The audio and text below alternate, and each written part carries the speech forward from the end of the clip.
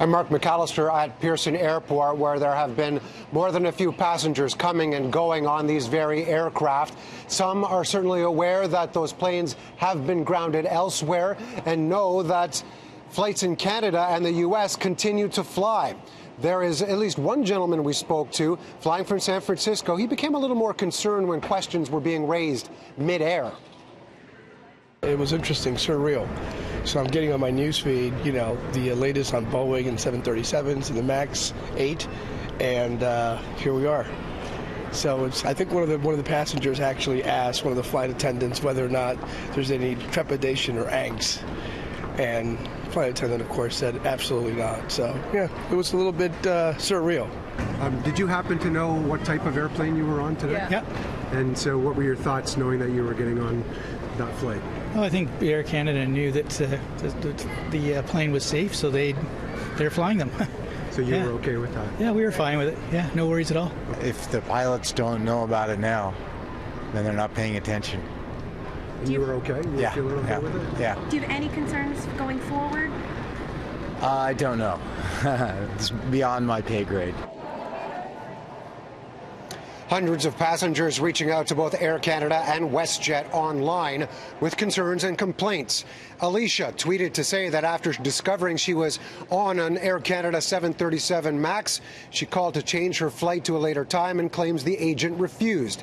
Alexandra was online. She said she would not be, quote, stuck flying this killer plane, while Louisa claims she lost her deposit to WestJet after requesting they ensure passenger safety. So, what are your rights? Air passenger rights expert Gabor Lukacs says there is very little passengers can do about the type of plane before or after they've bought a ticket.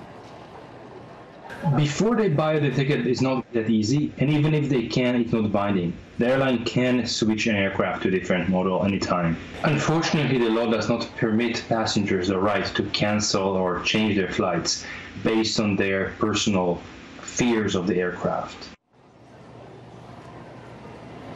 WestJet telling City News that their flights to Europe using the 737 MAX are seasonal and won't be flying until April, adding in a statement that WestJet remains actively involved in discussions with Transport Canada, Boeing, and fellow Canadian operators of the Boeing MAX 737, and reassures our guests that employees that we will continue to fly with their safety and best interests at the forefront.